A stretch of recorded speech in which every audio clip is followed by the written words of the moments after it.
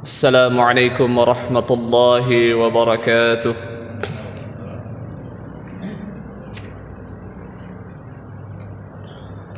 إن الحمد لله نحمده ونستعينه ونستغفره ونعوذ بالله من شرور أنفسنا وسيئات أعمالنا.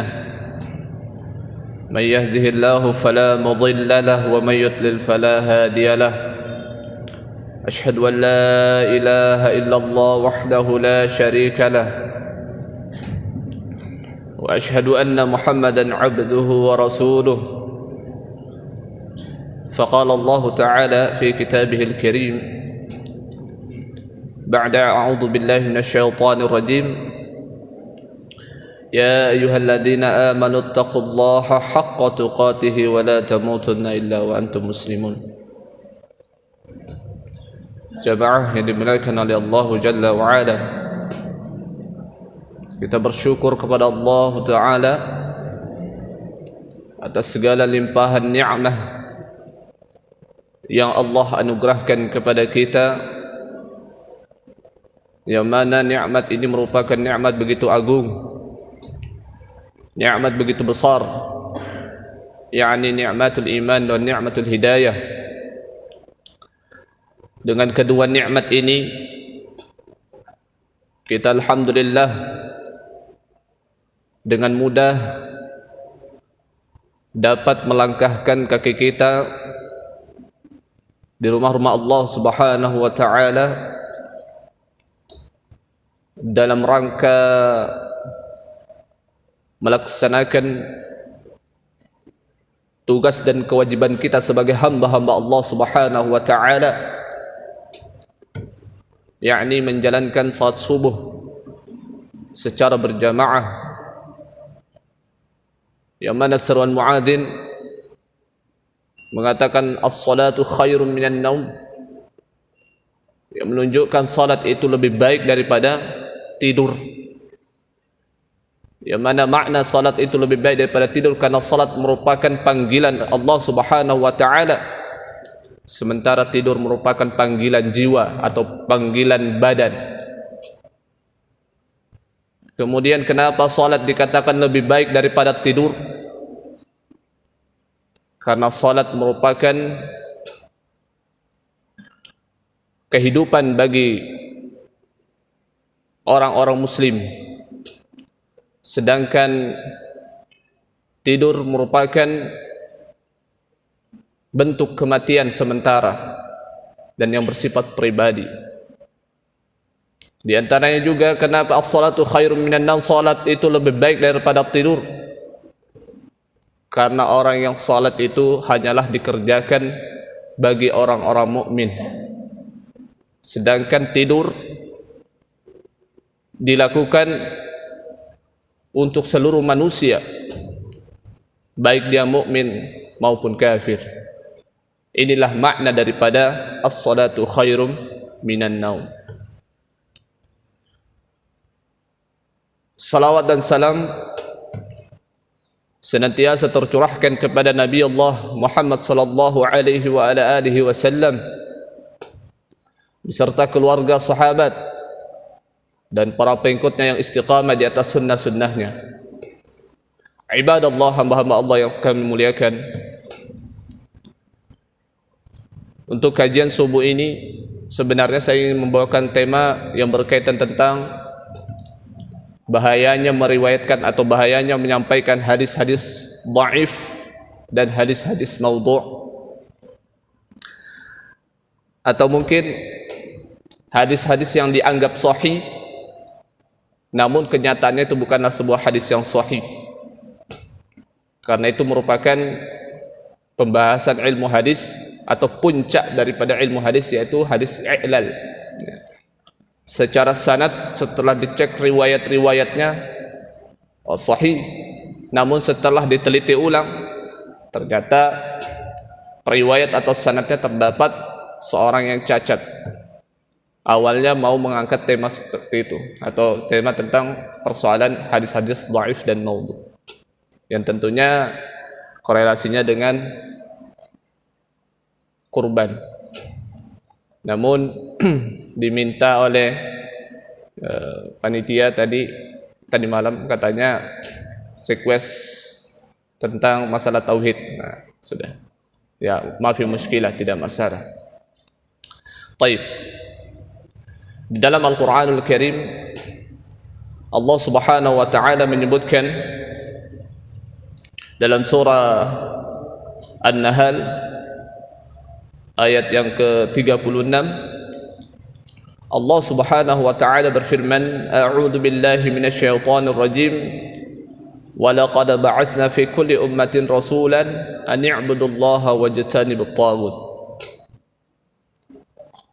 Di sini Allah Subhanahu wa taala menerangkan bahwasanya Allah Subhanahu wa taala itu mengutus setiap pada umat tersebut ada rasulnya. Allah Subhanahu wa taala mengutus seorang rasul pada tiap-tiap umat. Agar apa? Ialah ani'budullah, agar mereka semuanya menyembah Allah Subhanahu wa taala. Wajtanibut taghut, dan menjauhi taghut atau mengingkari taghut. Dan ini merupakan dakwah para nabi dan rasul, merupakan manhajnya para nabi dan rasul yang Allah berikan konsep atau aturan di dalam berdakwah. Yang manhajnya adalah apa? Hanya mentauhidkan Allah Subhanahu wa taala. Baik rasul yang pertama yang Allah Subhanahu wa taala utus sampai rasul yang terakhir Nabi kita Muhammad sallallahu alaihi wasallam, semuanya mereka mendakwahkan tentang tauhid. Semuanya mereka mendakwahkan tentang akidah. Karena itulah inti daripada ajaran agama Islam. Maka tidak mungkin seseorang dapat diterima sebuah amalnya meskipun dia ikhlas, meskipun dia berusaha untuk istiqamah di dalam menjalankan ibadah, namun di sisi lain dia mensekutukan Allah Subhanahu wa taala, meminta kepada selain Allah Subhanahu wa taala, memohon pertolongan kepada selain Allah Subhanahu wa taala, maka jelas bahwa amaliyah ibadahnya selama ini sia-sia belaka. Sebab syarat diterimanya sebuah ibadah adalah ikhlas karena Allah Subhanahu wa taala dan ittiba' terhadap Nabi sallallahu alaihi wasallam. Serajin apapun kita dalam beribadah kepada Allah, seistiqamah apapun kita melaksanakan, tapi di sisi lain kita masih meyakini hal-hal yang kita anggap ini bisa mendatangkan manfaat dan bisa mendatangkan kemudaratan, maka amaliyah kita, ibadah yang kita anggap itu merupakan ibadah yang Allah Subhanahu wa taala ridhai, namun kenyataannya bukan, maka itu merupakan kesia-siaan belaka. Padahal Allah Subhanahu wa taala secara terang mengatakan, barang siapa yang mensekutukan Allah Subhanahu wa taala maka terhapus seluruh amalan-amalannya, tidak ada yang tersisa. Dan ini merupakan dakwanya para nabi dan rasul. Namun ada hal yang mungkin kita lebih tekankan di sini adalah berapa banyak nabi dan rasul mendakwakan tentang tauhid. Karena yang kita angkat tema pada pembahasan ini adalah bagaimana akidah atau tauhidnya salah seorang nabi dan rasul yang mulia, yaitu Nabi Ibrahim alaihi salatu wassalam, yang mana beliau dijuluki sebagai Abu Tauhid, bapaknya penyebar tauhid, bapaknya yang menyampaikan tauhid, yaitu Nabi Ibrahim alaihi salatu wassalam. Juga beliau dijuluki sebagai bapaknya para anbiya, bapaknya para nabi dan rasul. Sebab dari garis keturunan beliaulah banyak melahirkan para nabi dan rasul, sehingga beliau dijuluki sebagai Abul Anbiya, bapaknya para nabi. Ma'asyiral ikhwah rahimakumullah,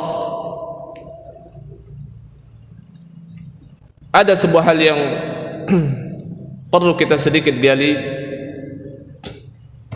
di dalam Al-Qur'anul Karim. Ayat yang ke-26 dari surah Az-Zukhruf, Allah Subhanahu wa taala berfirman, "Wa idz qala Ibrahimu li abihi wa qaumihi innani bara'atun mimma ta'budun."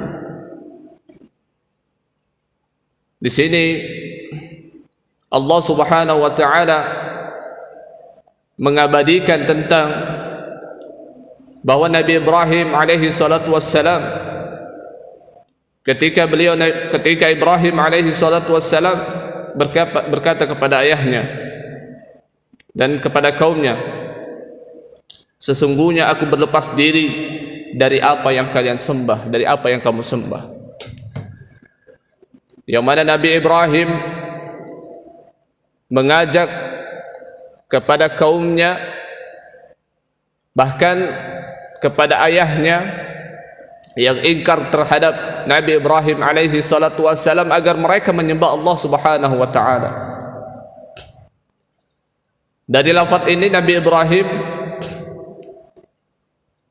menerangkan atau mengandung makna daripada rukun tauhid. Ya, pada lafaz wa idz qala Ibrahim li abihi wa qaumihi innani bara'atun. Nah, di sini ada lafaz-lafaz yang memiliki makna rukun, ya, rukun daripada tauhid. Kemudian lafaz illal ladzina fatarani fa innahu sayahdin. Lafaz bara'ah yaitu berlepas diri, ini memiliki makna nafi, yaitu menafikan semua peribadatan kepada selain Allah Subhanahu wa taala. Bahwasanya Nabi Ibrahim alaihi salatu wassalam bara'ah, mereka bar' terhadap sesembahan yang dibuat oleh orang musyrikin pada masanya. Lalu Nabi Ibrahim mengatakan illal ladzina fatarani, kecuali kamu menyembah Allah Subhanahu wa taala. Illal ladzina di sini merupakan apa? Isbat, itu penetapan bahwasanya ada yang dinafikan dan ada yang ditetapkan. Yang dinafikan apa? Segala bentuk atau segala jenis peribadatan kepada selain Allah Subhanahu wa taala. Kemudian penafiannya apa? Pengisbatannya apa? Illa alladzi fatarani, ya, ini kecuali engkau menyembah Allah Subhanahu wa taala yang menciptakanku. Nah, ini merupakan apa? Pengisbatan, penetapan bahwasanya hanya Allah lah yang menciptakan, hanyalah Allah yang memberi rezeki, hanyalah Allah yang mematikan dan menghidupkan, hanyalah Allah Subhanahu wa taala yang wajib diibadahi, tidak ada selainnya. Sehingga ini yang menjadikan rukun dalam mentauhidkan Allah Subhanahu wa taala. Dan ini juga makna daripada kalimat la ilaha illallah yang pernah kita sampaikan sebelumnya. Ma'asyiral ikhwah rahimakumullah, perjuangan Nabi Ibrahim ketika menyampaikan dakwah tentang mentauhidkan Allah Subhanahu wa taala, ya, itu sangat panjang, ya. Ujian yang beliau tempuh itu sangat luar biasa, sampai beliau mau dibakar, bukan mau dibakar, memang sudah dibakar, ya. Tapi Allah Subhanahu wa taala berkehendak beliau bersih atau bahkan tidak lecet sedikit pun dimakan oleh api. Yang mana keimanan beliau terhadap Allah Subhanahu wa taala, tauhidnya beliau terhadap Allah Subhanahu wa taala sangat luar biasa. Kemudian bagaimana juga beliau ketika meninggalkan anaknya Nabi Ismail alaihi salatu wassalam di tengah gurun, yang bersama istrinya. Bayangkan ibadallah, yang mustahil secara akal ada air di situ.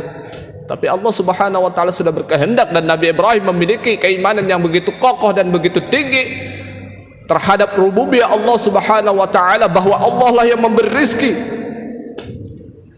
Namun Allah Subhanahu wa taala berkehendak, akhirnya sampai saat ini dinikmati oleh kaum muslimin ketika dia berangkat haji.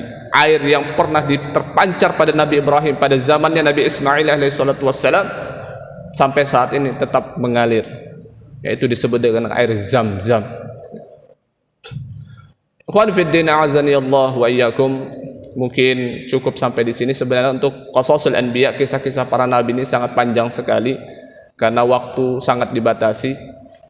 Tapi inti daripada pembahasan ini ialah bahwasanya dakwanya para nabi dan dakwanya para rasul, manhajnya semuanya sama, tidak ada yang berbeda. Yang semuanya mereka bersatu hanyalah mentauhidkan Allah, hanya berdakwah diseru kepada untuk menyembah Allah Subhanahu wa taala, bukan kepada yang lainnya. Dan ini juga tujuan kita diciptakan oleh Allah Subhanahu wa taala, wa ma khalaqatul jinna wal insa illa liya'budun. Hada wallahu a'lam bissawab. Assalamualaikum warahmatullahi wabarakatuh.